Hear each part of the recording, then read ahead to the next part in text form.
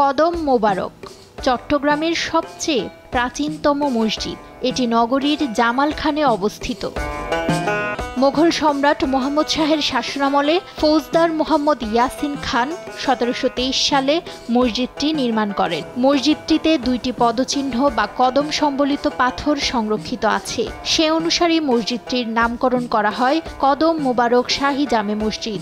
জনশ্রুতি আছে, একটি পাথরে হযরত মুহাম্মদ সাল্লাল্লাহু আলাইহি ওয়াসাল্লাম এবং অন্যটিতে আব্দুল কাদের জিলানীর পদচিহ্ন রয়েছে। কথিত আছে, মসজিদটির প্রতিষ্ঠাতা মদিনা শহর থেকে মুহাম্মদ সাল্লাল্লাহু আলাইহি ওয়াসাল্লামের পদচিহ্ন সংবলিত পাথর সংরক্ষণ করেন।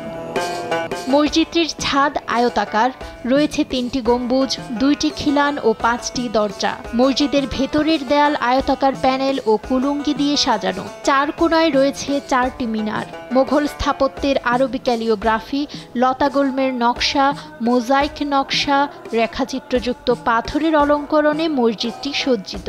মসজিদ সহ পাশের আরও বিভিন্ন প্রতিষ্ঠান নিয়ে গড়ে উঠেছে কদম মোবারক শাহী জামে মসজিদ কমপ্লেক্স। এর আওতায় আছে মসজিদ, মাদ্রাসা, কবরস্থান, জানাজার স্থান ও মুসলিম এতিমখানা, যা চট্টগ্রামের সবচেয়ে বড় এতিমখানা।